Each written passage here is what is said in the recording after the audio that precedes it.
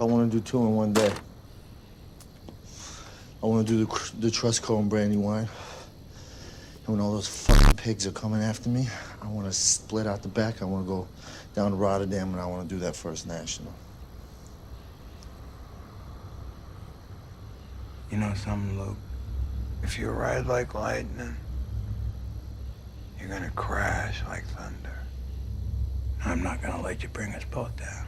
Fuck that. Don't be such a Bruh. No, man. It's over. Can't do it. Won't do it.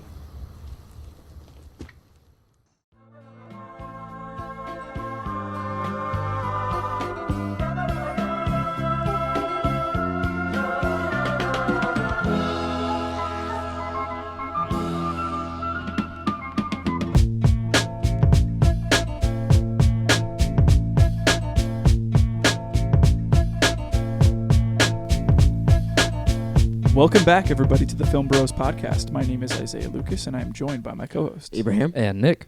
How are you guys doing tonight? I'm good. I'm really good today. I'm feeling really good. Good. Yeah. I am too. The energy in here is I got energy today. off the wall. We're a little higher paced, huh? Upbeat. I think Yeah, so. 100%. It was a really good day today. So. Good. Good. Yeah. I'm glad to hear it.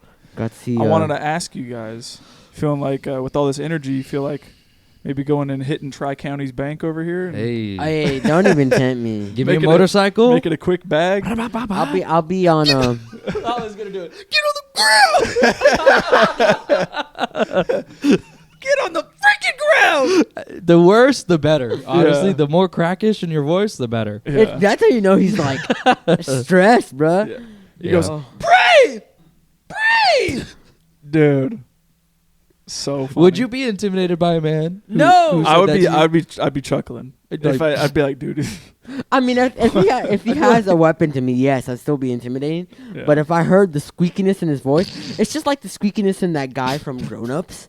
That's what I want to compare it to. Okay. That's what I would laugh at. Mm-hmm. Yeah. It's I feel so like, bro, I'm funny. getting robbed by a high schooler. Yeah. Oh, man. What movie are we talking about today? We are talking about A Place Beyond the Pines, or The Place Beyond the Pines. I always get that wrong. It came out in 2012. It was directed by Derek Cianfrance, Okay. and it was written by Derek Cianfrance, Ben Coccio, I think is that, and Darius Marder. Okay. Probably butchered all those names. This is a movie that you gave it to me. Netflix did me dirty. I watched all the way up until basically we got to the second, like halfway through the second act. And I stopped it, came back, and it was off Netflix. Who knew I was watching the best parts of the movie? Yeah. So, what's your guys' history? I know you'd watched it before. You liked it. Yeah, and I think I checked this out because after I got really into film, the whole debacle with Moonlight winning Best Picture, but the La La Land thought that they won, so they went up there and they're like, oh no, wait, it's actually Moonlight. That whole thing happened. I wanted to dive into more of Ryan Gosling's movies, but I wasn't at the point to where I was like ready to watch La La Land because I was like so anti-musical. Yeah. And so I was like, okay, I want to watch these Ryan Gosling movies. And I started with Drive. I loved Drive. Drive is great. And then I had saw all this stuff about The Place Beyond the Pines. And I was like, oh, this movie looks cool. Ryan Gosling looks sick. He's got all these tattoos. I went and checked out the trailer. I was like, this movie looks tight. He's going, right? Yeah, with the his butterfly knife. Yeah. And I was like, dude, this movie looks sick. Like, he's robbing banks, ripping around on a dirt bike. Like, this looks like a good movie. And I remember the first time watching it, really, really liking it. And the whole twist of the movie is what really blew my mind. Like, finding out everything that happens after we give our spoiler warning, we could talk about it. But finding out everything that happens in the movie was what really blew me away. Mm-hmm. And I think that's because I was like just really getting into watching movies. So I had like yet to see anything like that before. Mm-hmm. And then I hadn't revisited the movie Since then? Since then. Yeah. And rewatching it again, I I have to say, man, I remember the movie being so much better than it was. Mhm. And I think it's just because that first act of the movie is so good. Yeah. The first act of the movie is incredible. And I wish that the whole movie was like that. Yeah, 100%. This was my first watch, Mm. and I mean, it's a great movie.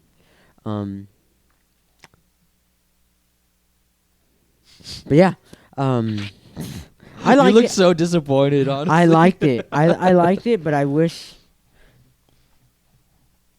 from like the middle of the second half on was just better. Mhm. Yeah. Yeah. And I hate to say it like so upfront like that in the beginning of the pod. But that's just how I feel about it. Our initial thoughts. My our initial history. thoughts. It's a good movie. It's a good movie. It's my first watch. Mhm. I think I would come back to it. Mhm. But I think I want to see what you guys think about it too, and see if you guys are thinking the same thing that I'm thinking. Cause I was talking to Alexa about it, and she kind of reassured me what I was thinking, cause she was thinking the same thing. Mhm. So it felt nice to see that. So I'm hoping you guys kind of see what I see. Mhm. But I definitely enjoyed it. I seen a lot of this movie because of thanks to Isaiah. I've gotten to follow a lot of cinema pages because of Isaiah. Mhm. Mhm. So the cinema pages that I follow are They always post showing about this. They do. stills and like They always post that one clip of the picture. Either the picture or they post the clip of Ryan Gosling driving his bike on the road with like the camera following him. Mhm. Yeah. And like that shot is just sick Mhm. in and of itself. And so going into it, I was like, okay, like the cinema pages rave about it. It's Mhm. got to be good. Yeah. Gotta be good. Gotta be good. Yeah. Like I said, this is like pretty much my first full watch, Mhm. and I don't know. I don't want to be like so harsh right off the rip, but my initial impression was I left the movie kind of disappointed. Okay. Yeah, there was some things that I think that they did really, really great, and then there were other times where I was really confused. Mhm. Didn't quite sit well with me at the very end of it, Yeah. Mm. and we will qualify that as we go on and talk Yeah. about spoilers and all that. Yeah. I know something that's pretty I don't even know what I was going to say there. I know something that's crazy here as well is that this is the director's second movie, and I don't think he's directed anything since this. Really? Yeah. And his first one was Blue Valentine. Didn't he? That was with Ryan Gosling as well, right? Yeah. Yeah. And that's one that I have yet to check out, but I hear so many people either love it and talk about how sad it is, or they hate it. So Oh, really? It's like yeah. there's So- no in the middle there, huh? Yeah, and that's a movie that I have yet to check out by him as well. So Yeah. I've had that one on my list for a long time. Mm-hmm. But yeah, I guess we could give our spoiler warnings. So if you haven't seen the movie, go check it out. It's currently streaming on where's it streaming at? This isn't streaming. It's not streaming. Yeah, It's I not don't think streaming. it was. It's Okay. on like Apple TV, but you gotta rent it for $3.99. Okay. Um, I had it physically. yeah, I Yes. was about to say I texted Isaiah, so I got to. Oh, use you it. actually rented it this time? No, I didn't rent it. I texted him and he let me borrow it. Yeah. So it was Oh, nice okay, to. good. Yeah. So if you haven't seen the movie, check it out. Rent it for $3 or $4, whatever it is. If you got a discount movie place or something like that, pick it up for like $5 Mm-hmm. and add it to your collection. If not, if you can catch it on TV somewhere or stream it whenever it does come available on streaming services, do so and come back to the episode. Let us know what you think. If you don't care about spoilers, continue listening. But as always, we'll start with a little bit of a synopsis of the movie. Yes. And then we'll go into our favorite scenes. Yes. So this movie basically starts off with a motorcycle stunt driver who goes in the fairs and the parades or whatever. And first off, it's cool what he does. He's Yeah. in like this cage ball with 3 other motorcycles just not hitting each other, doing the impossible. But his whole life kind of gets turned around when he meets his like a lost lover type deal. And he finds out some information that really changes his worldview, changes his perspectives, and gives him a new drive of life. No pun intended there. Yeah. And he's willing to change his life in order to provide, pretty much. Yeah. And he kind of gets into mixes with one of our other main protagonists, which is Bradley Cooper. His name is Avery. He's a cop. And they get into a run-in, and stuff goes down there. And then we start to follow Avery. And and some of the mental anguish he goes through. Mm-hmm. And it's just a whole meshing of two different worlds. Yeah. The worlds of the, dare I say, criminal versus the cop. Yeah. And kind of how they mix in some areas and how they differ, and where justice comes in, where corruption also slides in, and everything you think involved in that is probably what happens in this movie. Yeah. So there you go. All right. Well, without further ado, let's go ahead and get into our first favorite scene. So obviously my first is the intro. The intro, yes. The intro, I don't know about you guys, but I love that whole one take. When he's walking in? When he's walking through the fair, he like walks out of his trailer shirtless and like has his shirt on him, and just as he's walking, he's just putting it on, and it's just that one camera shot of just his back. Yep. And we're following him all the way up until we get to this tent. And I love the way everything is colored. I love the way everything looks. And it's a really smart way to introduce the character, I think, as well, because we immediately get the feeling that, okay, this guy lives out of a trailer. He's walking around some fair for some reason and walks up to this tent, and then all of a sudden some guy on the mic is like, here he is, handsome Luke and the heartthrobs. And you're like, okay, so this guy's name is Luke, and it looks like he's some sort of like Daredevil, Evel Knievel type guy, like, and everyone in this tent is just, going crazy for this guy and just being like, oh yeah. And then they all load up into this ball and just start going. Yeah, it's sick. I love the whole intro of this character and just immediately getting thrown into the type of world that he lives in. And I specifically loved the whole one take, like of it just being like 3-4 minutes of just nothing but introduction and it being interesting immediately and wanting to know more about this guy.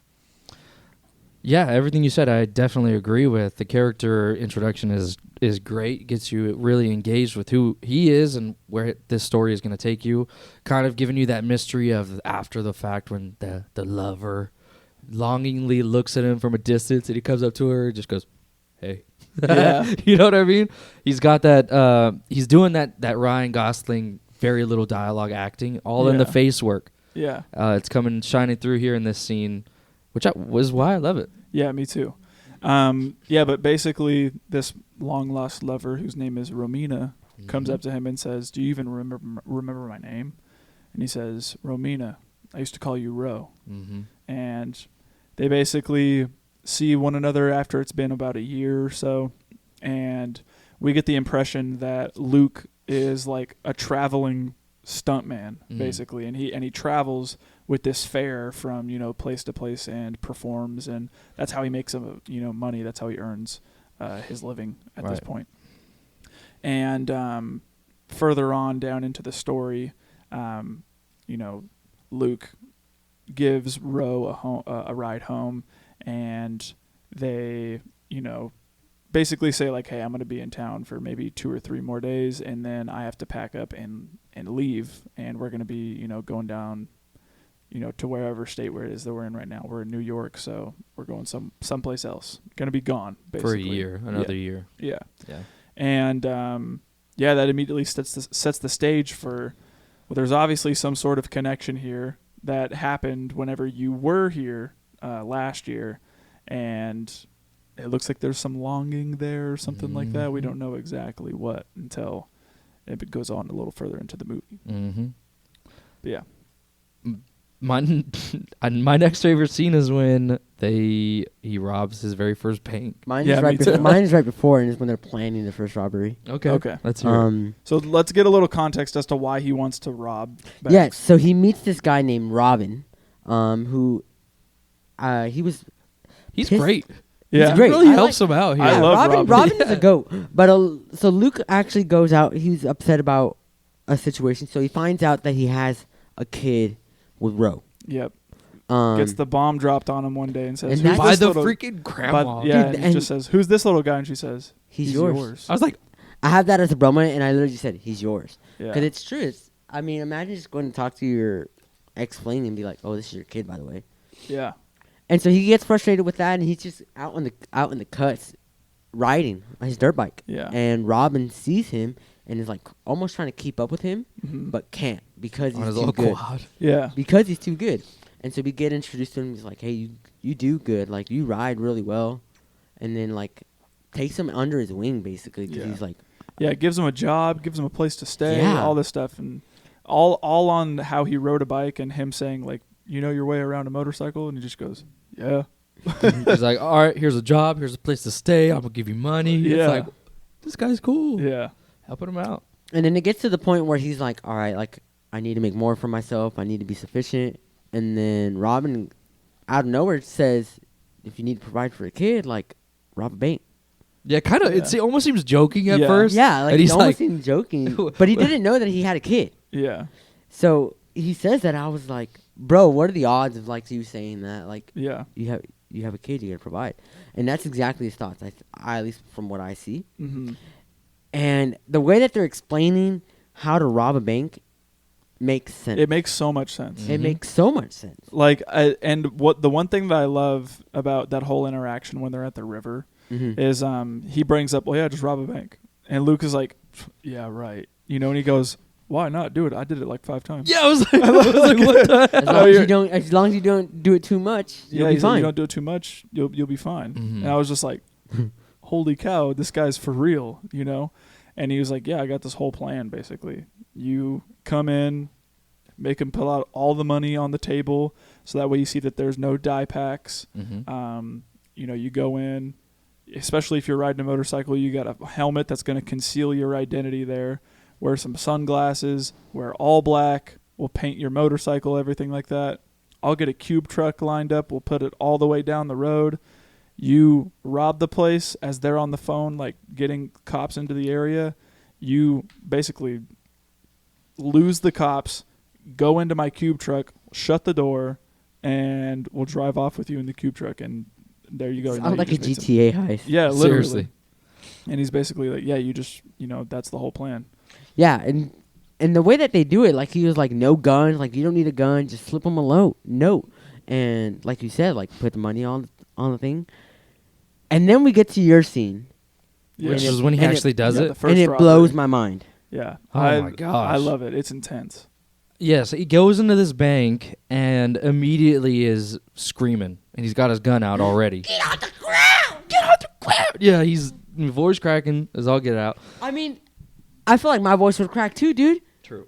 That's like intense. He gets one of the guys by like the tie, and he's like, This is my dog. "This is my dog. He's gonna get all the money for me." Yeah. And it's so intense because you don't know what he's gonna do. He's pointing all the weapon at everybody. Everyone gets his money out. He's putting it all in his little front pouch backpack. He's even telling all the people that are in the bank doing business to like get on their knees and pray. Mm-hmm. And like you just hear all in the background all these people being like, "Dearly Father, Lord," like just praying, and the entire time he's like, "Get the money out!" Just screaming. It's intense. Yeah, very intense. It doesn't last very long, but he gets onto his motorcycle, and the way that the camera is shot here, I think, is great because Yeah. it's like this. It's almost like we're feeling what he's feeling because he's Yeah. like, he's ripping it, going Yeah. as fast as possible, not caring about traffic, and then he takes this abrupt turn and he gets into the vehicle, and the dude comes out, closes it, puts the little ramp up, Yeah. and they wait, and then they turn, and the cops go right past him, and he's like, "They're not turning." Yeah, and he just goes, "We did it, man. We did it." Dude, and I had Luke to is laugh when he freaking throwing puked. up. Yeah, he's going. Yeah. I even love to whenever he's like trying to hype himself up afterwards, and he's just going, "Ah, Yeah, ah!" But yeah, I love it. he's like an everyman. Like that's a situation where you're gonna be vomiting afterwards, especially if you're not used to stuff like that. Yeah, I would be too. yeah. I even love them celebrating after whenever they're like dancing around. He's And got, he's the, got the dog, dog and he's going- all making the dog dance. Yeah, they just look like they had the best time ever. Yeah, Which is why it was one of my favorite scenes. It was one intense, and then it followed up with some like real wholesome. Because they did a bad thing, but he's like destitute. He's Yeah. really low on money, and now we know that he really cares and wants to like be a part of his kid's life. yeah. Yeah, this was one of the scenes too we kind of glossed over, but the whole baptism scene. Yeah. That It's hurt not me. it's not a favorite scene of mine, but it is one scene that like man, Ryan Gosling just kills it. Yeah. Like he can say so many words without saying anything. His and, like stare alone says, like you said. Yeah, and there's a scene where he comes up Sunday morning to Ro's house, who we find out is living with her current boyfriend named Kofi, who's played by Mahershala Ali. Go. Yeah, and I knew he looked familiar. Yeah, so we find out Kofi is the owner of this house. Ro, her mom, and his baby Jason are living at this home with Ro's current boyfriend. He comes on a Sunday morning and is like, "Oh yeah, I want to like take him to the park or something, hang out with him." And she's like, "Oh, we're going to church. He's getting baptized basically." And the baptism is currently happening. It cuts over and Luke kind of walks in and sits in the back and is watching as, Kofi is up there with Ro and Jason, and he's currently being baptized, and he's sitting there, and it's just this really close-up shot of Ryan Gosling's face, and you can see him just kind of staring, but that stare slowly breaks into him like just crying. Mm-hmm. And I think it's in that moment he's immediately like, he recognizes how it was growing up without a father, and that he doesn't want to do that to this kid, and he needs to do anything he possibly can to try to be in this kid's life and to, make as much money as possible so that way, they could be good, right? I just think that whole scene is, while it's not my favorite, it is a really good scene, and Ryan Gosling's acting just is through the roof. Yeah, gives him motive for stooping as low as Robin Banks. Yeah. He'll do anything to provide for his kid. Yeah. Which is real convincing for me, honestly. Mm-hmm. Yeah, my next favorite scene after that one is the ice cream scene. Yes, That's my next favorite one too. I Dude, love this scene. I was of, cheesing. I think of this scene when I think of this movie. Yeah. Is the whole ice cream scene. And we get here because at this point in the movie, Luke and Ro have been hanging out a lot more. We start to see their relationship is kind of blossoming again, and Kofi is kind of being pushed out the picture somewhat. And we get a cut to a scene where Luke and Ro are in bed with one another, and they're talking about Jason, and he's like, has he ever had ice cream before? He's had ice cream yet? He's like, and what? she's like, no, he's a baby. Like he hasn't had ice cream yet. And he says, I wanna take him to ice cream. Mm-hmm. I wanna be there, like whenever he tries his things for the first time, and I want to see his reactions. And we just get to see that Luke, like, even though he didn't know he even had this kid, immediately is like, no, I need to step up. I need to be a father. I'm gonna be there for this kid, and I love him. Like I wanna be able to be there and experience things with him for the first time again, and just see how excited he gets and all this stuff. And we cut to them going to this local ice cream parlor, and Luke is like feeding him ice cream, and he's like kind of teasing yeah, a little bit. yeah. He feeds That's it to him. so dirty, dude. He feeds it to him a little bit, and you can tell like the baby loves it, and he starts kind of teasing him a little bit, and he's just laughing at him the whole time. And like while this is all going on, this beautiful score is going on. It just feels like just this really tender moment that we as an audience get to sit in on, and like it feels like something that should be private for them, that these characters will remember for the rest of their lives. But we get to experience it alongside them. And I even love whenever they are just watching them interact with one another feels like this could be us. This could be us. We could be a family and do this every day. And it's giving you some hope. Yeah, I would be perfectly okay with that. This is what I'm doing this for, and I love this. This is what I want, right?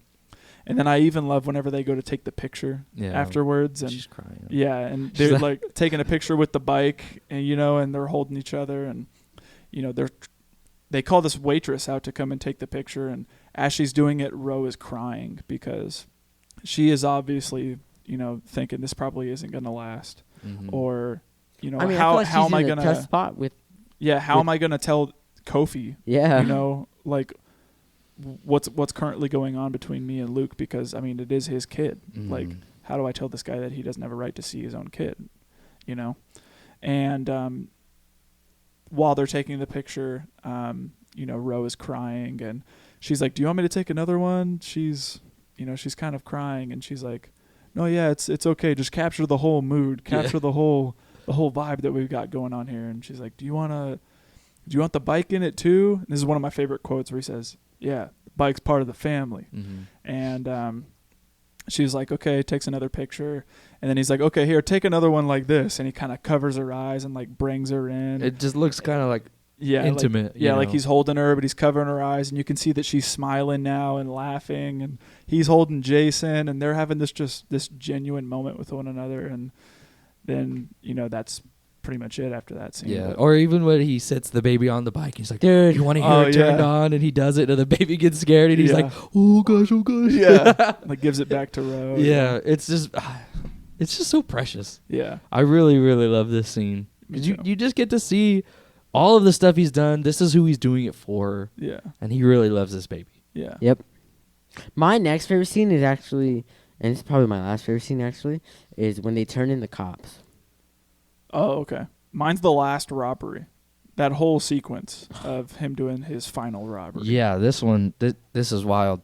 Yeah. Is this your favorite scene as well? It is, yeah. Do you want to take it? Sure. This scene, basically, he gets kind of, I don't know exactly what his deal is, but he's getting, like, because he's got plenty of money. He gives the money, he buys the baby some gifts. He buys them, a new crib, some other stuff that we don't see, but he goes and he starts building the crib, and in Kofi's house. Yeah, this whole scene's a bro moment for me. Oh Yeah. my gosh. But this is it a great leads into, moment. I think, kind of his descent and why he decides to rob more than one bank and kind of go a little overboard. Anyways, he has a whole thing with Kofi, hits him over the head. Yeah. And then he goes back to Robin and is like, "I want to hit 2 banks in one day. While I'm here, you're gonna be parked here right in the middle of them. I'm gonna go there, and while they're trying to get me there, we're gonna go and they won't even catch us." And Robin is like, "Nah, dude, I'm out. You're going too over your head, and I'm not gonna let you take me down with you." Mm-hmm. And kind of goes into another bro moment, but he ends up deciding to do it on his own with the bike, with a new bike that he's not necessarily familiar with. Yeah. He goes in, and it's kind of funny, honestly, when he goes into this bank, because they have like really high Oh my glass gosh. walls. Yeah. And he goes in there, he's like, "Oh." And he gets up and he's pointing the gun over the glass, and he's like, "Put the money in the bag." And they do it, and then there's this like old frail lady who Yes, can't dude. throw it over. Oh man, it was making me irritated. I I was getting frustrated for him. I was just like, "Could you not throw the bag, dude?" just Like, throw it over. She does it like 3 I almost times. felt like I wanted to shoot her, bro. I was stressed because I was Yeah. like, I know you're robbing a bank, but Yeah. I'm like, bro, come on, you gotta go. Like you're about Yeah. to get caught up. Right, Yeah. and then he's like, "Where's the guy? Where's the guy that's back there? You throw it!" And then he Yeah. does it. He's like, "If you don't throw it, I'm gonna shoot you in your head." Yeah. He throws it, makes it, gets on the bike. The bike doesn't start right away. Yep. I'm immediately crapping my pants. You hear the sirens coming. He finally gets his start and goes, but the cop is cutting him off. And this whole chase scene is insane, dude. I wanted to ask, how did he get a flat tire? Had to have been whenever he like slammed into the wall, like where there's that little barricade between the cemetery. Oh, yeah. I didn't think about that. Yeah. Yeah, because they get led on a whole chase, and Yeah, he goes through Luke a into- cemetery. Yeah. We're in the perspective of the cop car as he's like, in chase, perps going west on like 16th Avenue. Yeah. And we're following him like that. Yeah. He's going through, a car backs out, and he's got to like slide. yeah. And, his car breaks, gets out and runs into a house. Mm-hmm. And this is where... That was a big bro moment too. Yeah, this is crazy because there's people in the house, and he's like sticking them up. Yeah. And that he doesn't want to hurt these people because Mhm. he's like, "Hey, I'm not going to hurt you. Just listen to me. Go upstairs." And they do. And then this is when we get introduced to Avery, Yeah. the Who's Bradley Cooper? Bradley Yeah. Cooper's character. He's the cop, and he's going in. He's on chase. He's going to go inside, and this is when we get that whole like final goodbye scene from him, where he's up there and he's on the phone talking to Ro one last time, Mm-hmm. and he's telling Ro like, "I'm sorry, just do one last thing for me. I just don't tell our kid about me. I don't Yeah. want him to know about me." Yeah. Which is kind of heartbreaking. But the whole time he's telling Ro all this, Avery's going upstairs, clearing all the building, getting all the Yeah. way up. He goes into that last room Yeah. and shoots him. Yeah. Doesn't even like tell him, like give him a chance to put his hands up or anything No. like that. Just goes, Trigger happy cop. yeah, dude. Just immediately shoots him. Shoots him. He gets shot in the leg. Yeah. Dude falls out the window, Yeah. and my jaw's on the floor. Yeah. Oh my! I literally yelled, "What the?" Because this is our protagonist. Yeah. I this literally, is- my bro moment. I said, "He's dead." Yeah. Exactly. Yeah. And the way they show him on the floor, just Yeah. It's grisly. it is. Yeah. Man. And then I didn't even think he was dead after that because it just goes to the hospital noise after that and it just goes beep, beep. Yeah, they do that on Yeah. purpose. And I was like, okay, he's not dead, but he's gonna be in jail. Like he just got caught robbing all these banks. No. And then No. nope, it's freaking Avery. Yeah. Now the movie picks up following the cop who just killed Luke. Yeah. For real, bruh. Yeah. I think it's perfect though. Yeah. I was really floored at their decision to kill this person who I got really connected to. I was like, they killed him. It's Yeah. not going to be that kind of movie. Yeah. I was pissed. They killed him. You were? I lost. I'm saying it from. I lost interest. I was concerned, but I think where the direction they went after the fact, where he's really dealing with the guilt Yeah. and being called a hero, but on the inside not feeling it, and being real distant from his son because he learns that Yeah. he even- had a son that yeah. he took. He Yeah. took the father away. Yeah. So now he's like, I can't look at my son because I'm thinking about this other son Yeah. who doesn't have a dad now. Mhm. And him really trying to become like a symbol of justice in the corrupt police force. Mhm. I think it was pretty compelling. Yeah, I get what you're saying. Yeah, the second half definitely does keep my attention. Yeah. I think it's really compelling, like you had said. But when I think of this movie, the first act is just what stands out The to me. first act is phenomenal, Yeah, bro. it's Luke Handsome. Yeah, and that's basically the end of my favorite scenes. Is Yeah, after I don't the have. first act. I have turning in the cops. So Yeah. So give us a little context. I have. Well, go ahead. Yeah, mine's mine's What kind of before that. what is it? Just say like what- the scene where Ray Liotta said, "Follow me." Oh. that's right before mine. Oh, Into the Woods. Yeah, Oh yeah. I like that this scene. dude. It's stressful. It I'm is. like, dude, when he goes the and heck he's is that? driving and he just goes, and he's just holding it, yeah. and you see Ray Liotta's car slow down, and all you hear is, Yeah. Yeah. I freaking love this scene. Ray Liotta is so I hate- intimidating. I hate Ray Liotta. I think they always portray him as a bad character. Well, also, I mean, he takes those roles. Yeah. Yes, and I think that's what makes Rest in me peace. hate him. Rest in peace for Ray. Yeah, rest in peace, but But yeah, I think he fits this role perfectly. honest. He's a corrupt cop. I mean, Yeah, in this, he's a he corrupt fits cop. it perfectly. Yeah. And he, I think it's when Avery like decides to rat pretty much. Yeah. And He- basically says like, "Hey, they want me to steal like drugs from the evidence room and give it to them so that way they can keep you on know, going with their keep whatever on doing they're their vice work And and, the all police this chief stuff." is like, And- Well, what do you want me to do about it? I'm not doing nothing. Take the money back. I don't want to do anything about it. That Yep. pisses me off. Yep. Yeah, it's the corruption is deep in this one. Yeah. So then he ends up taking it all the way to the district attorney Mm-hmm. and basically said, and he leverages it, which is He's wild. such to a me. he's a big he's brain like, thinker. he said, if you don't give me what I want, I'm gonna take this to the paper, and they'll print it and be the ones to break the story, and then you'll have to deal with the consequences. Yeah, seriously. And he's just like, oh, all right, He fine. he hustles him though. Yeah. Like, He's like, I'm not gonna shake your fucking hand. Yeah, dude. dude, that's how you know you were disrespected. Yeah, that's Yeah. true. Yeah. And so basically, that scene is like you said. These vice cops are trying to get Avery in on their work because he's so low, and he's this hero cop, makes no mistakes because he's this hero. And so basically, like you guys said, he goes and gets this like money from Romina's house, which is Yeah, that whole scene is a That whole- moment for me. It Oh, pisses me scene off. is- I'm I was pissed. frustrated. I was heated. and gets the Freaking scene. DeLuca going in there and being like, "Hey, if you assume that we have a warrant, I'll assume that your mother has papers." Hey, I literally I put. was like, "Oh, dude, this I guy needs said- to get his lights punched out." I said, bro, is Ray Liotta's character kind of racist? Yeah. Oh, yeah. Oh and yeah. I was just like, what? Yeah. So they get this money that like obviously Luke had left for them. And I think it was like, what, $7,000? Yeah. Something like It's that. quite a bit. Yeah. And so finally Avery was like, I don't want nothing to do with this. I want my hands clean. And tried to take it to the chief, like you said. And the chief was like, you got to deal with this on your own. This is your mess. You deal with it on your own. Yeah. And And he basically goes into the whole thing of like, oh, you're gonna tell on cops. Cops are gonna snitch on cops. You're gonna turn your back on your brothers. You know, like not actually wanting to see The good any in sort cops. of justice done. Yeah. Yeah. It's And then so finally he meets up with another cop. I don't know what's his name. But basically Scotty. Yes. And it's at like a baseball field public area. And what we don't know is he has a recorder in his hand. Mm-hmm. And he presses record, and he finally, I think he says something along the lines like, look, if you're not going to use me, don't use me. Like, Yeah. if you're not going to let me help you, don't let me help you. Mhm. And finally Scott was like, okay, like there's going to be this and this, a brick of like cocaine, I think, and break a chunk off, and you're going to lie and say, oh, I made a mistake, and they're not going to think of it because you're this hero cop. Yeah. And he goes to the district attorney and turns it in, like you said, uses this as leverage, gets assistant district attorney, Yeah.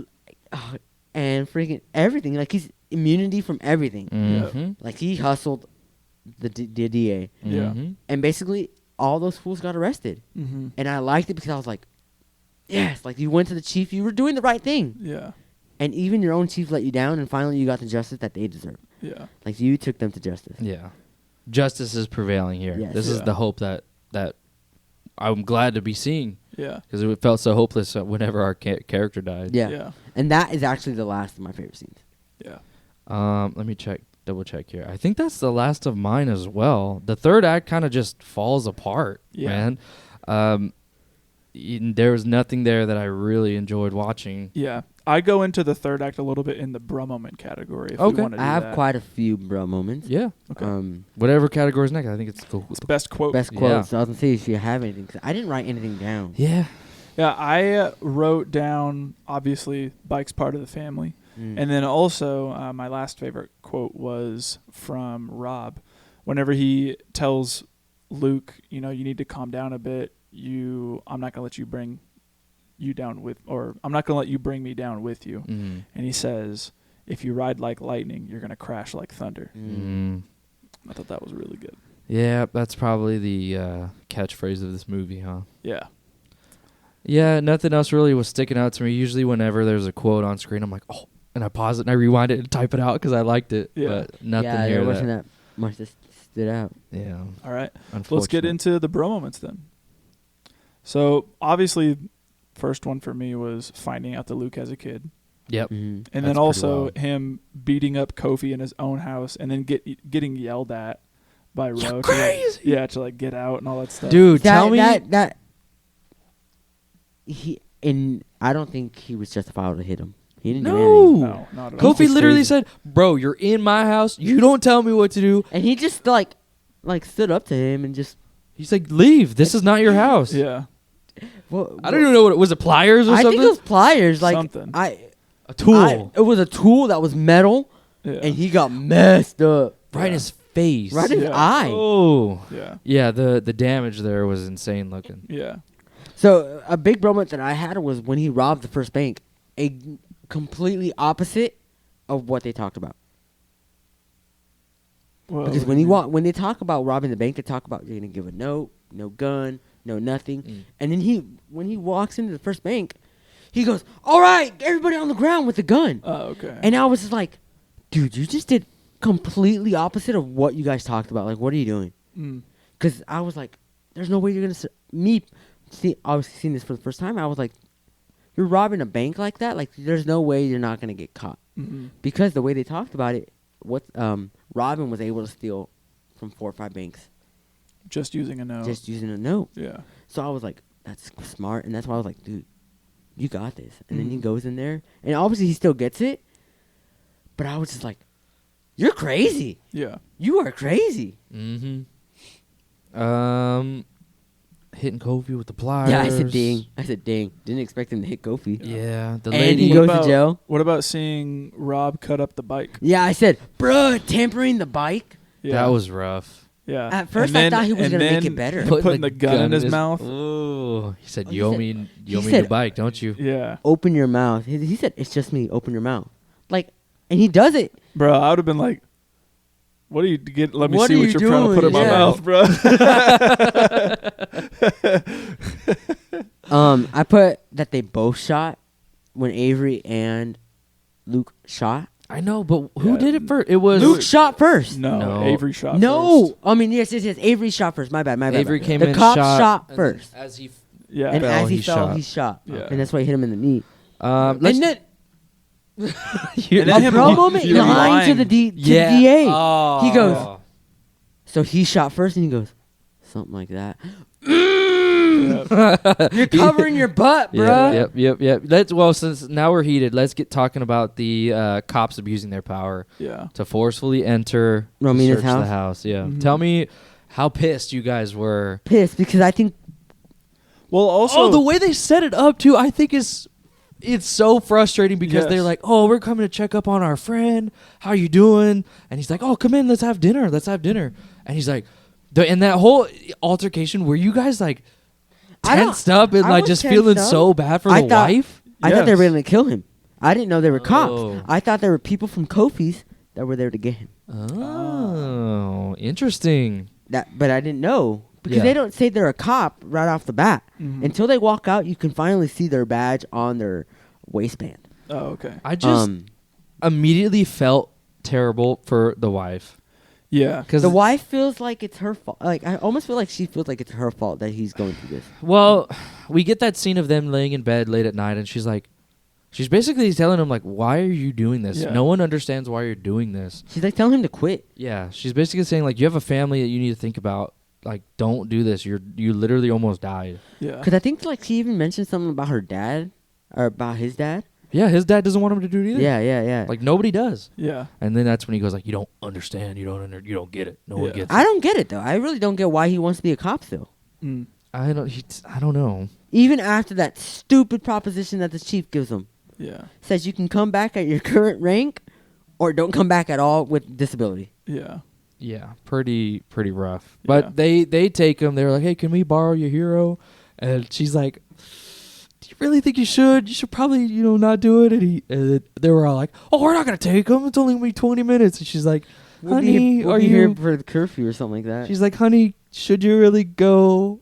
And they're just like pushing her and Yeah. pushing her and pushing her. And then immediately, like he finally, gives in and says yes. And as they're going out, she's like, "Oh, she always got the balls in the relationship." Did she Yeah. always did she put him in at night or something like that? Yeah, and they're but it just like made me feel so bad for her Yeah. Mhm. because I'm already feeling like a tension in their relationship, Mhm. especially when he goes to the therapist and is like, "Yeah, nothing is hard, nothing is good at home." Yeah. Pretty much. Did He's like, you, everything's hard. Did you Yeah. tense up when they go to Romina's house and He's like, "What are we doing here?" no, not even that. Is she noticed who he is? Yeah. Avery and They have a- Romina come face to face. They have a moment where they're just staring and she just goes quiet and then he goes, "I'm sorry for your loss." Under his breath and I'm I was sorry for your Yeah. loss. He says that's after you just killed Pissed. her. Yeah, killed the guy. and like he didn't like he literally said it under his breath enough just for her to hear it. well. It's Yeah. almost kind of like, because he's feeling guilty too. So it's like, what else can you say? Yeah, but Yeah. he's like, but then that's when he was like, "What are we doing here?" Mm-hmm. Dude, how did you feel about him saying, "Pick up the baby"? Yeah, and Scott making him hold Jason. Yeah, the one kid who's like, I can't stop thinking about how this kid's gonna be fatherless, and now I gotta pick him up Oh, and hold him. dude, that was brutal right there. Yeah, awful. And then them taking the money. And saying the house was clean. Yeah, And then him trying to return the money to her, yeah, and her just not taking it. Yeah. which props to her. Yeah, yeah. But crazy. but also like props to him for trying to do the right thing and be like, "Look, no one's gonna know. Like they Yeah. gave this money to me." Yeah, Yeah, but he unknowingly, because they were in the car and they're like, "Oh, we're gonna split it, but you get the lion's share," and he takes it, but unknowingly, is kind of being bought off, because now they've kind of got some dirt on him. yep. So he kind of has to follow what they say because they gave him the money, and now, like they're in this. I feel like they planned all this to really tie him into their BS. That's what I'm Yeah. saying. I think as soon as they saw that he was the hero, they were like, "Oh, we got you, bruh." Mhm. Yeah. Another one was for me was realizing that AJ and Jason hang out. Yeah. Yeah, that was wild. I didn't. Yeah. I didn't expect it. Dude, I hate AJ. I do hate too. AJ. AJ. Okay, so I will say from the Troy. third. Troy. Right? I'm from Troy. The way he says it, dude, is He from reminds Troy me High School. What do you of. guys do around here? He's got the wife beater on. Yeah. His hair's It's popping. He 12 reminds me strands of of what's it trust called? The son from Sopranos. AJ. Soprano. AJ. I never. Yeah, he reminds me of him. AJ Soprano is way different of a character than this guy. I don't know. It's just like the AJ hair. Soprano is like a wimp. But yeah, AJ sucks. in this movie is just horrible. Well, I Avery just want sucks too. I want anything horrible to happen to him. I don't like Avery. Yeah, Yeah, me I don't. neither. I don't Me get neither. it. I don't get it. He ends up becoming like a politician. Yeah. Dude, yeah. I wanted to talk about He that. ends I'm up so glad you becoming- brought that up. Yeah, he ends up running for attorney general. Yep. I wanted to bring up the funeral because I was just like, Yeah. he talks about his dad, but it shows no emotion. Yeah. Also, there's something that didn't work for me right off the bat was we didn't get like it just says 15 years passed Yeah. and we don't know nothing. Yeah. He got a divorce. He- Yeah. like such a bad. what? Yeah. I hate it. Even too when Like I had to piece that together. Yeah. Yeah. Yeah. The whole third act really just falls apart for me. It really does. It like, becomes a snooze fest. Yeah, and- I didn't And- write anything down. Yeah. But yeah, it's also a bro moment for me finding out that AJ goes to school and starts hanging out with Jason, who's played now by Dan DeHaan. Dan DeHaan. And we come to find out that, they're hanging out, they're smoking weed with one another, rapping in tunnels, which Kinda is remind- just so cringe to me, dude. I hated it. Hearing him be like, putting off these like freestyle bars, like I was just like, oh, dude, this is so cringe. I legitimately was like, dude, this sucks. I hate this part right here, I dude. hate it. Yeah, I hate it. Yeah, that whole scene was awful. Another bro moment for me was finding out who AJ's dad is, or Jason finding out who AJ's Mhm. dad is. And going to Robin. I Yeah. like that scene a little bit. Yeah, When Robin was like, your dad's standing right here. yeah. Those glasses, he'd want you to have them. Yeah. I was like, oh. I didn't like the whole Google search Yeah. thing of him finding out and being like, It reminded Oh me of my Twilight, bruh. yeah, We exactly. just talked about Yeah, how It that's literally reminded me about Twilight. lazy. yes. But And the whole party was super predictable. The and party scene lame. was so dumb because when he sees Avery's face on the wall and he like goes like numb yeah, and like it's just he starts the, having flashbacks almost, and the girl like he's having an intimate moment with the girl and the girl's like trying to undress him and he's just yeah, can't stop thinking about the dad and what he did to his. Yeah, like a dead fish. Yeah. Oh, stupid. He gets wrecked though at the end. Yeah, Good. In the lawn. I hate Yeah. to No, say I'm it, saying but good. Jason gets. Yeah. Good. Jason Well, gets beat up. Yes. You're happy that Jason gets beat up? Bro, You don't like Jason? I don't like either of them. I I don't like either. I don't Yeah. like Jason until the very end. Okay. Okay. But if you came up to me at my party and punked me, and I've had a few drinks in, I'm gonna punk you back. They're on the Zaza. They're Yeah, No, they were on the Oxy. yeah, the Oxy. Oxys. Oh, I hate that. I hate that whole scene too where he's like, you come to my party? You're gonna bring oxys for me, all right? It doesn't have to be $500 worth. Yeah, That scene was kind of wild too, though. yeah, Going into a pharmacy and just stealing things of Yeah, Oxy. Would stealing this- never happen. yeah. There's no Crazy. way they just leave Oxys on the counter. Yeah. Like they're like locked away or something. They have to. Yeah. My last bro moment is Jason going back to AJ's house. With the gun. Yeah. Yeah. I thought he shot him So did I. Mm-hmm. Yeah, me too. because Yeah. you just see him on the floor Yeah. when. Well, it's an intense moment too because the entire time we're like watching Jason's shower and like walk around with this rap blasting throughout the house, putting on a shirt and all this stuff, and then all of a sudden you just see like Jason enter the frame, have a gun, and he just goes, "Whoa, whoa, what the heck's going on?" And then he goes, "Get on your knees," and then fires the gun again. And he goes, "Get on your knees!" Yeah. And then something happens. It cuts again, and you just see him on the floor, and you're like, well, the dad comes home. Yeah. Oh, yeah. Yeah, the dad comes home, but he's laying on the floor. And it's just, again, like I thought he was dead. yeah, yeah." They shoot it in a specific way to make it look like he is. Yeah, because I don't know if he just He's, knocked him out, sprawled but out, and he's Yeah. not moving at all either. So I it's think he kinda knocked him out. Yeah.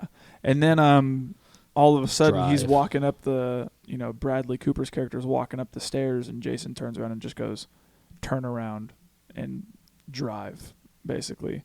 Yeah. He makes him get in a car, drive way out into the woods, and And I thought he was going to kill him here. yeah, it looks like he's like about to About have to like execute him.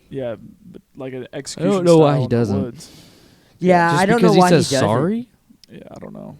I think he doesn't do it because he said, "I'm sorry, Jason." Like he knew him by his name. Yeah. Yeah, I wasn't convinced. Yeah, me either. but he takes his money and gets the bike just Yeah. like his dad. Yeah. Wah, Yeah. wah. And he Yeah. magically knew how to ride it. Yep. Yeah, and then it ends. Thank the Lord, it ends. But yeah, that's it for the bro moments for me. Yeah, that's it for bro moments. Okay. Let's move into the facts. All right. Yeah, let me hit you with the budget real quick. It took $15 million to make this. Opening weekend, it made $279,457. For gross in U.S. and Canada, it was $21.4 million. Gross worldwide made $47.1 million. Wow. So they made its money. Not a Yeah. flop. Yeah, people Wow. like it. People do. That is pretty crazy. Very interesting. I don't have that many facts. So the one that I did wrote down that I thought was kind of cool was the banks being robbed in the film were actually real banks. The First National Bank of Scotia, located around and in around Schenectady. what? Schenectady. Schenectady, New York, allowed filming in multiple branches, which I think is cool because you don't hear now that often of a lot of like public places Yeah. open for film. Yeah, definitely. I have a fact here in regards to the actual writing of this film. Okay. And so, according to the director, Derek Cianfrance, he met with Ryan Gosling at his agent's house in 2007 while he was working on Blue Valentine. And he had asked Ryan Gosling, "You've done so much already. What is there in life that you haven't done that you want to do?" And Gosling responded that he always wanted to rob a bank.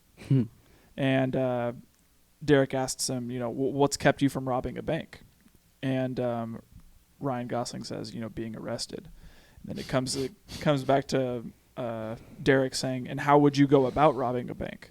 And then Ryan Gosling describes that he would rob a bank on a motorcycle because it's fast and agile, and that the helmet would conceal his identity, and then stashing the motorcycle in the back of a truck because the police would be looking for the motorcycle. It's like he read the script. Yep. Without reading the Yep. script. And then Derek responded that he was actually writing a screenplay about a bank robber in the exact way, and he felt that Gosling was meant to play the role. That's why he casted him. Yep. That's so cool. Yeah, it is really cool. Speaking of casting, the director Derek Cianfrance, claims that he would not have made this movie without Bradley Cooper. Wow. He even went to far as to say to drive 5 hours to go and meet him so he could convince him to take the role. That's kind of wild because what movie came out in 2012? 2012. Yes. This would not have been made if Bradley Cooper Cooper wasn't in it. and he's the worst. Bradley Cooper is the worst, and there was one scene that I saw with him in the cop uniform, and it reminded me of the scene in we always dog on it, bruh. American Sniper when he's holding the baby. Chris Dude, Kyle. Yeah. Dude, his chin in that movie is like so like. Do you remember Fairy Odd Parents with that guy with the big old big old chin? It's the the red guy. The red guy. Yeah, he's red. I was thinking of Crimson Chin. Yeah, the Crimson Chin. Yes. How do I forget about that? I see the chin in American Sniper, and then I see the chin here, and I said, I hate it. I hate it. That's kind of savage. I'm sorry. I got another one here, actually, in regards to the script for this film. Okay. So in the audio commentary of the movie, Derek Cianfrance does the audio commentary over the entire movie if you watch it with it on. And he Oh. says that the financer for the movie would give him the budget that he wanted if he shrank the original script, which was 158 pages, to 120. And without removing anything, he used a smaller font and extended the margins on the papers, and nobody said anything about it. Are you Bro, serious? That's so funny. But that's goated. Like, if you know what you want your movie as, like, why are you gonna cut it? Yeah. One thing that But I also, I think they probably should have, because this movie shouldn't be as long as Oh it is. no, No, this this is like two movie- movies, kind this of. is two Yeah. movies. No, it is two movies. Yeah. One that I just saw right now that I read is the baby who played Ryan Gosling and Eva Mendes' kid took naturally to the actors. Mhm. You could actually see them on camera, the baby cuddling, and would actually cry. Stop crying when Ryan Gosling would pick him up. Oh, that makes kind of sense too. in That's that so one, cute when he that- says, "I got you." Yeah, and he's and you like, see that, you see the baby rest his head on his shoulder, Yeah. and it's so. I love that. Like if I see that in public, when I'm at work and I see a baby just, Yeah. I get all freaking like butterflies. I'm like, it's so cute. True. Yeah. Yeah, that's funny. I have two facts that kind of coincide together. One, Ryan Gosling actually suggested Eva Mendes to be casted as Romina. And in the initial drafts, their relationship was written to be really like distant and cold and not very loving like we see in the film. And the reason they chose it to be more tender and lighthearted is because they wanted to reflect their real affection towards each other Mhm. outside of the roles that they were playing. Yeah. So I thought Yeah, it they're was- still together, too. Yeah. They have 2 kids. yeah. I thought it was kind of crazy. A bro moment that we didn't, excuse me, that we didn't talk about is that she slept with him, being with Kofi. Yeah. That's true. That is she true. was definitely naked, and he had his head on. Yeah. Yeah, On her, right? I was shook. I was like, no way. Like, she seems like she's committed to Kofi, hmm and then he scooped That's her a up. very complicated Yeah. relationship they've got there. Yeah, seriously. I have another one here, actually, in regards to the actual filming process of the film. So 2 months before, the DP who shot Blue Valentine, I'm probably going to butcher this guy's name, Andrzej Perica? I'm not sure how. But this guy did the cinematography for Blue Valentine. 2 months before filming, he refused to do the film, largely because of the Globe of Death stunt in the opening. And according to the director, the cinematographer spoke to him on the phone saying that he refused to do the film because he had dreamed that he would be killed during filming. And this nearly became a reality, as during the filming of the stunt, cinematographer Sean Bobbitt was nearly killed. Luckily, he was only knocked unconscious when a motorcycle landed on top of him during filming the second take of the stunt inside the cage. Jeez. At the time, he was wearing heavy protection gear and a helmet, but one of the motorcycles fell on him and knocked him unconscious. I was wondering if they actually had people in there doing that. Yeah. I've seen that live happen before. There That's used to be crazy. I don't know. How do you like stop? You know what I mean? Like, I They kind opened of. they opened the gate. Oh, they do. From when I saw, because at the fairgrounds here, I don't know if you guys remember when there was that carnival. There was always a carnival here No, I don't remember. every like summer, and they would give out free tickets. And one year, my dad like took us there, and we saw it. Like it was cool. I got to ride an elephant. Like, bruh, it was cool. I don't remember this. Me neither. This is new stuff for me. No way, dude. I remember. And then They had this. they had that thing, and from what I remember is they like obviously in this one the gate opened like inwards, Yeah. but from here they put like a ramp, and it like came down, like, and then And as they were like and as circling, they were just swerving, go they out. the ramp would be down, and they would just go vroom.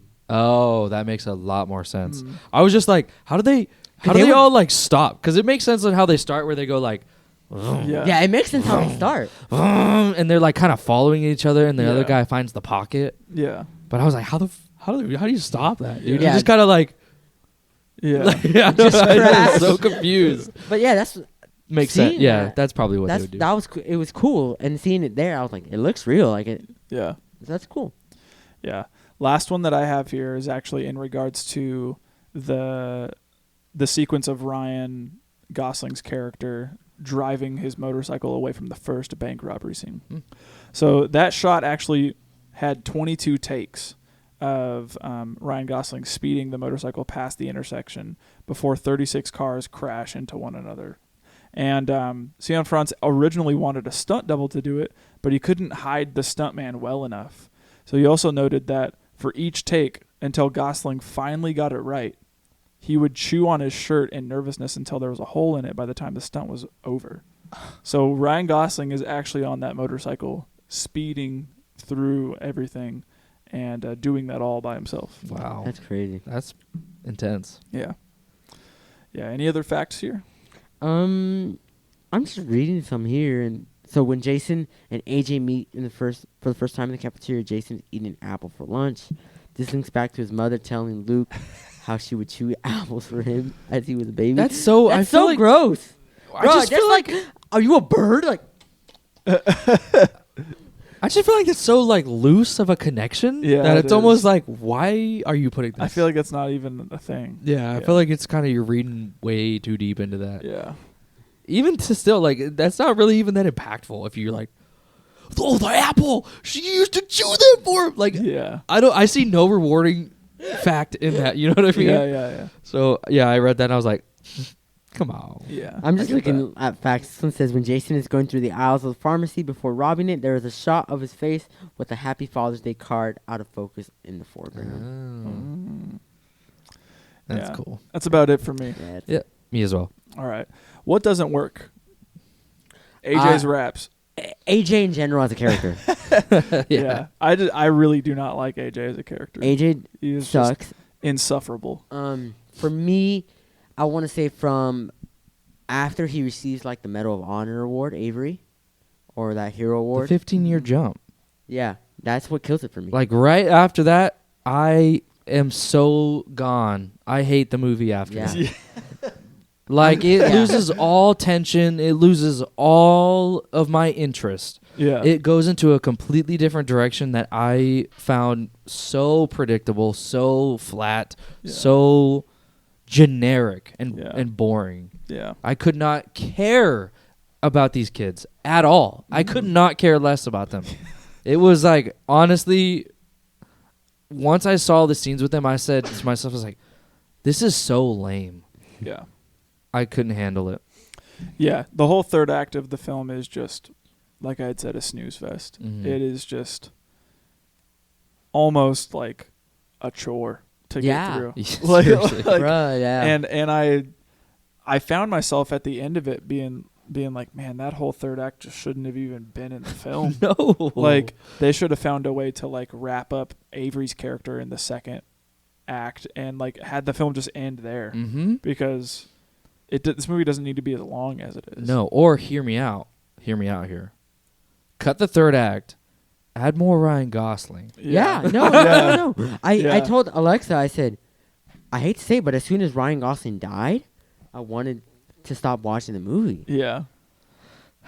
I don't get it, man. He, like, Yeah. literally the first 50 minutes are so good. Yep. Because one of the facts I read was, which explains it all, is you don't see Bradley Cooper's character until about 47 minutes. Yeah.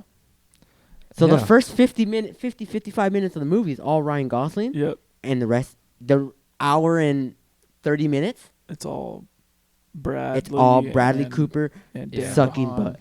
Yeah. And I think too, the pacing I think really is hurting with all of the stuff they tried to shove in this movie. Like, as much as I liked the first act, I think it needed a lot more time to build up his like, I gotta rob all these banks for all this money, because it kind of seems almost forced in a way. Like, Yeah. It happens like on a dime. yeah, After he beats up Kofi, goes to jail, and then gets out. He's like, I need to hit 2 banks in one night. all Like, of it's this is just- happening. So How long was he in jail for? We don't even know. He got bailed out like As soon- within a night. Yes. Like- I forgot that he got bailed out because he pays. But even still, that's probably like 2 weeks of his life, like Maybe. waiting, or maybe a week or two. I don't Yeah. know. I don't know. I just really think his arc needed to breathe a lot more than it did, Mhm. which would get me to care for him a lot more, which would have made his death even more impactful than it was. Yeah. I mean, it was impactful just because I liked him as a character. I thought he was really interesting. But I Mhm. needed more time to really believe his like I've got to do this for my kid. Yeah. Because it felt crazy fast. I wish I got more Robin too. Yeah, Loki, I really like Robin as a character too. Robin is goated. He just looks dirty. Yeah, He all does. the time. It looks like Let's he see hasn't where he's showered. drinking and he's like got dirt all over his face. Dude, when he Yeah. was out on the, I think he's out in the middle of the field just chasing a goose. Yeah, just running a geese. Yeah. Another thing that doesn't work for me, obviously, some of the exposition that happens as to how Jason finds out who his dad is Yeah. just feels really lazy.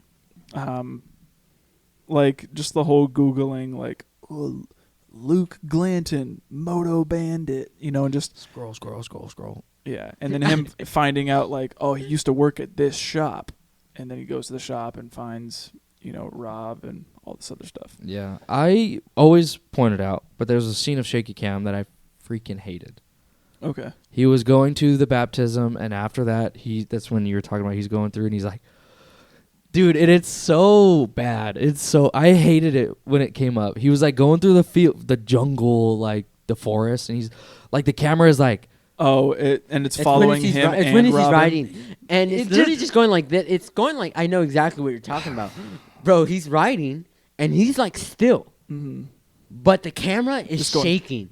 It's Yeah. like bad. It's like whatever track they were on, whatever they on. No, it's all handheld. it's got to be handheld. It just, whatever it was, you Yeah. like. I know what you're talking about because it was. Yeah. that bad, scene bruh. specifically was difficult for Yeah. me to watch. The only time I really do not mind the shaky cam in this movie is the last robbery. Whenever they're like going through all the cemetery and stuff, because Right. it feels like Genuine. guerrilla style filming. Like, person is in there in the car with the camera just Like trying to- cops. Yeah. Like it feels so genuine. Yeah. Yeah.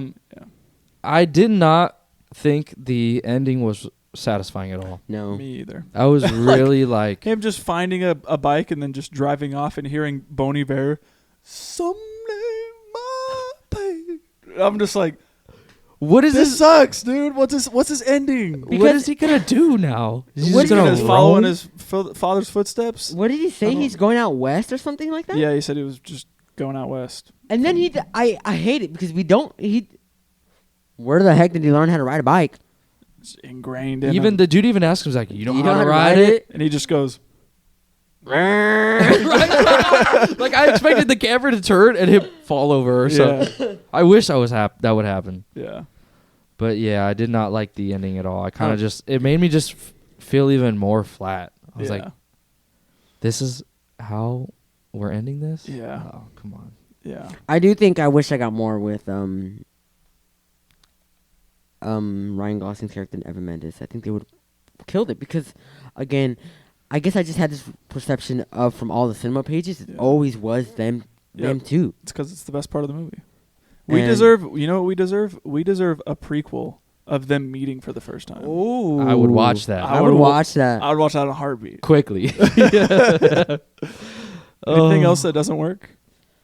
They just fumbled it. They really did. I mean, I see so much potential here. Yeah. There is a lot of potential, but they just didn't know what they were doing. Yeah. No offense to the director, and I have no room to talk because I've never directed a movie. Mhm. But from a viewer standpoint, I don't think he knew what he was doing. Fumble. I hear that a lot about his movies. Really? People I have seen made the same argument with Blue Valentine. Really? Yeah. So maybe potentially one of the arguments that I had seen somebody make was that the director tries to maybe handle themes or topics that might be too big for him, and he doesn't know how to handle them. And so whenever it comes to him trying to, relay a message or convey this theme or this topic through his films, it kind of gets muddied throughout the film, and you're just kind of like, okay, what was this even about at the end, Yeah. or it's just not, the idea of the film is just not portrayed in a good light at the end of it. The director wrote The Sound of Metal. Yeah, he did. He's done a lot of screenwriter work now. He doesn't do much directing anymore, but screenwriting is a lot of what he's doing. Anything else that doesn't work? I've said my piece. Yeah, I said my piece. Let's get into what does work. There is scenes that I will come back to this movie. Mhm. And I think it's mostly one. It's when he's going crazy riding down in the jungle. I do like that scene.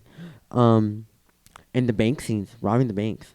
Okay. The first one, bro. I would love to be driving on the street and see a motorcycle pass by me and be like, "What did I just see?" Like, Yeah. I'm a chismoso, so like, but like, I will go back to that scene when he's just hauling butt down the road and just Mhm. it's sick. Yeah.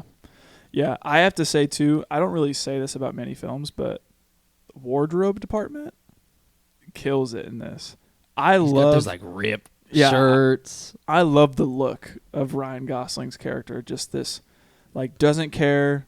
Got like his shirt's on inside out, rips and holes all through him, wearing these just like paint splattered pants and like Boots. untied boots. Like he looks so cool, and like all of his tats and everything that he's got a face tat and tattoos all over his neck and arms and all up on his chest and everything. Like he looks great. Mhm. Yeah. And when I see him in the opening and like it shows him and he's playing with the butterfly knife, I immediately looked at Alexa and I was like, "That's the body goal right there, bro." He looks good. like he looks great.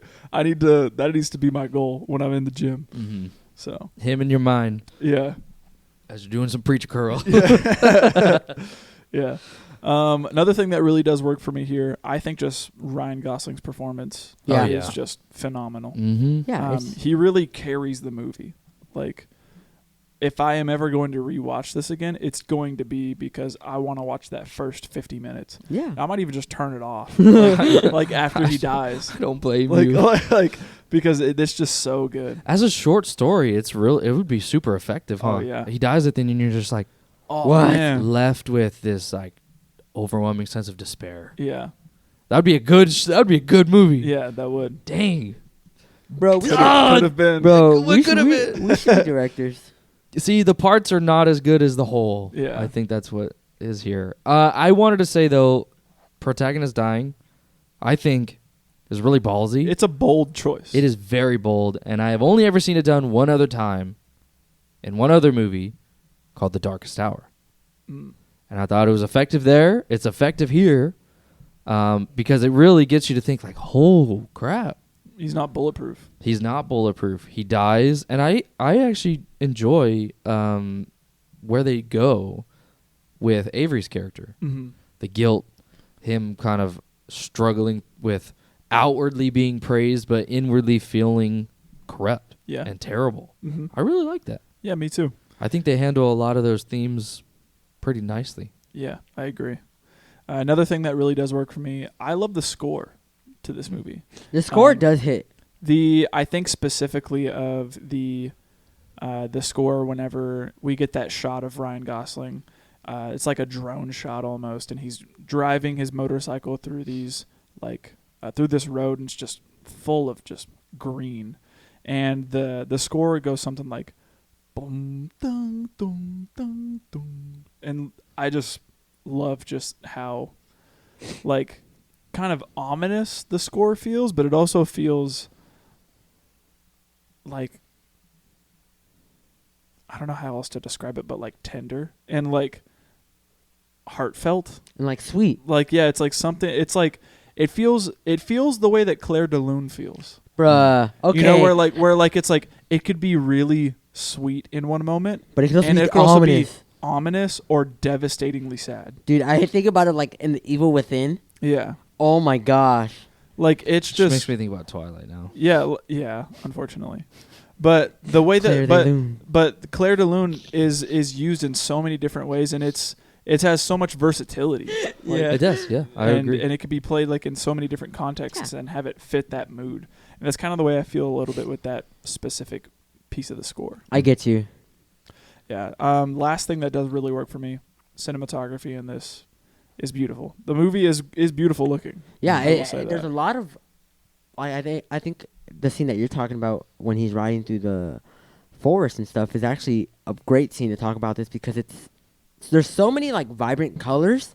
Mhm. You just see his red jacket. And you just see his red jacket, but then you see him surrounded by green. yeah. But then there's just that little red dot, and you're like, I knew who that is. Like, and it's Yeah. just so cool to follow it. Yeah.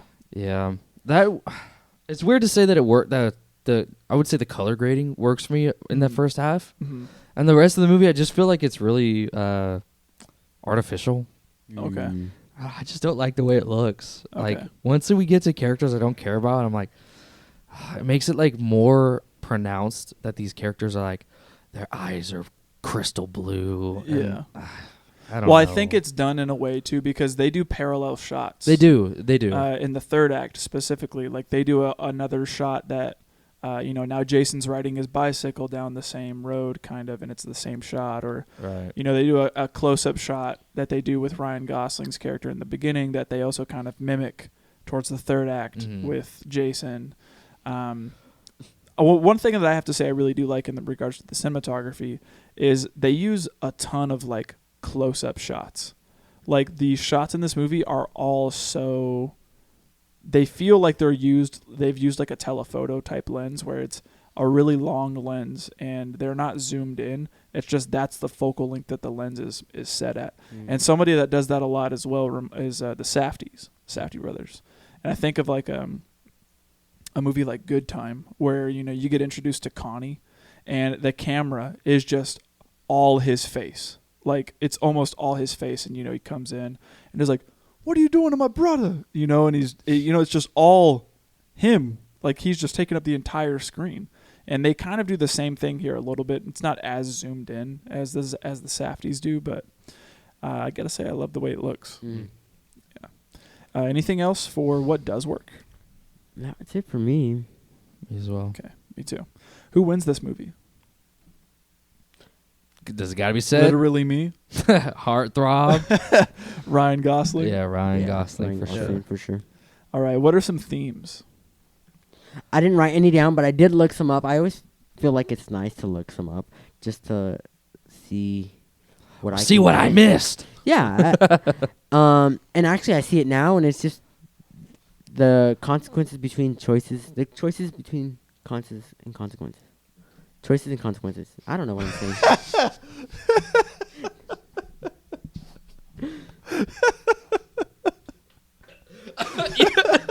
While I'm taking a drink, man, I will drown right now. Yes. The choices and the consequences that come from them. Yes, Yeah. the choices that you make and the consequences that come from them. There you go. Even if they're good choices. Yeah. There is still could be consequences. Yeah, if it's a because good choice, I mean, in the grand scheme of things, like although he did shoot first, there's some sympathy there. Like he's in a dangerous situation. He knows, he just went on a chase with a guy with a gun. Mhm. He's in a house, probably holding people hostage. Like, there's some sympathy there where he goes in and he does take the shot. Like, Yeah. in a situation like that, like I don't know if I'd do any better. I'd be scared. Mhm. I mean, I'd try, but it like there's no saying what you do there. So there was a little bit of sympathy, and when he dies, you're kind of like, oh, I like him, but he was a he criminal. Did this, yeah, he Yeah. did bad things. The choices he made led him here, so I kind of don't really feel sympathy for Ryan in this moment. Yeah. And yet the good decision that he made, or the decision that's morally the right choice, or whatever, however you want to phrase it, it's still kind of as bad in a way because now He's dead. Jason don't have a kid, Yeah. and now he's feeling the insane guilt of taking the father away. Yeah. Although he did a good choice, he's still having to deal with the consequences of his actions, Yeah. which I think is. And then he goes on to make another good choice, telling the police chief, and now he's getting the consequences of his people like gonna kill him. Yeah. Do you think Ray Liotta was gonna kill him? I think so. Yeah. Oh yeah. Why else would you go to the place beyond the pines? Yeah. Every time you go out there, someone's about to die. Yep. Yeah. I wrote down my first one after I finished watching the movie was verbatim, generational beef, LOL. Seriously. No, that is serious. Like Hatfields and McCoy type feud where it's just like, you killed my brother and now I'm about to kill your next of kin. Like all this type of stuff. And then the next one that I had put down was not being able to break the mold. I thought specifically with Dan DeHaan's character, kind of, immediately filling in the shoes of his dad and going out and doing whatever it is that he's going to do. I can only presume that he's going to follow in his father's footsteps. Yeah. You know, because it's almost like ingrained in him or something. But that's about it for me. Me as well. All right. What are we rating this movie? I gave this film a 7. Okay. Mm. I also gave it a 7. That first half just Kills it. makes it feel that much great. Yeah. For me. But I'm- after that, kills it. Yeah, I'm going with a 6 on this. Okay. Slightly above average, just because the first 2 acts are good. Yeah. Third act really kills it for me. Yeah. So 6. Okay. All right. Well, that's about it for the episode, you guys. So if you stuck all the way to the end, we appreciate you. If you did stick all the way to the end, leave us a like on the YouTube videos, as well as subscribing to the channel, or leaving us a comment on the YouTube channel. You can also, if you're listening on the audio platforms, rate and review the show. Let us know what you're thinking of it. That lets us know that you guys are either liking what we're doing, not liking what we're doing, how we could change things up, things that we can do to make the show better. You can also leave down, recommendations for certain episodes, movies you want us to talk about, things that we might have missed in the episode, or just keeping the conversation going about the movie. If it's something that you think we got wrong, or maybe we're looking at it in a different light, and maybe we need a fresh set of eyes, and we could have missed something potentially. So if you see that, or if you just want to get in on the conversation, let us know through a comment or the rate and review. Yeah. You can also get in contact with us through our episode descriptions. All of our methods of contact are in those descriptions. That's going to be our Letterboxd accounts, our Instagram account, and our email. So if you don't want to, do things on such a public forum, you can always use those platforms to contact us as well. But as always, we're going to introduce the next pick for the podcast, which is going to be Abraham's pick. Yes, and I actually was struggling to pick a film. I didn't know what to choose. So I had asked Isaiah to help me out, and he sent me some suggestions. And the one that I stumbled upon was The Peanut Butter Falcon. It is a I love it. I love 2019 film, and it has Shia LaBeouf in it. And Dakota Johnston. And I only know her from 50 Shades, unfortunately. But I never seen this movie, and when you told me you said it was wholesome, and I love wholesome movies. I'm a big emotional person, so I watched the trailer, and I teared up. So I was like, I gotta pick this movie. Yeah. That's the pick I'm choosing. It is streaming. It is on Paramount Plus if you have that. All right. And I'm excited to watch it because I think you guys both said you guys watched it, Mm-hmm. and that it's wholesome. Alexa said I will cry, so Yeah. we'll see if I cry. But I'm excited. It's great. This is a movie that I've had people come over for dinner, and just been like, hey, let's, come over for dinner. We'll hang out. We'll watch a movie. And I put this one on. And by the end of it, they're like, dude, that was such a good movie. I'm going to go tell my mom about this. I bet she would love this movie. This movie is great. It just leaves you feeling good at the end, And, I've watched it probably maybe 3 or 4 times Dang. now. And it's just good every time. I just can't get enough of it. And it's I'm excited to rewatch it again. It's like I had said, a wholesome, just heartfelt movie about these guys that are on a journey with one another, and that journey turns them into brothers. And it's just a great film. Yeah. So, and it's like I said, it sounds amazing. I recommend you guys watch the trailer and watch the movie already. Yeah, I'm excited for it. Yeah. I'm really Very excited. Very excited for my second watch. Yeah. All right. Well, let's tune in next week to hear what we have to say about The Peanut Butter Falcon. As always, this has been the Film Bros Podcast. Thank you, and good night. Night. Good night.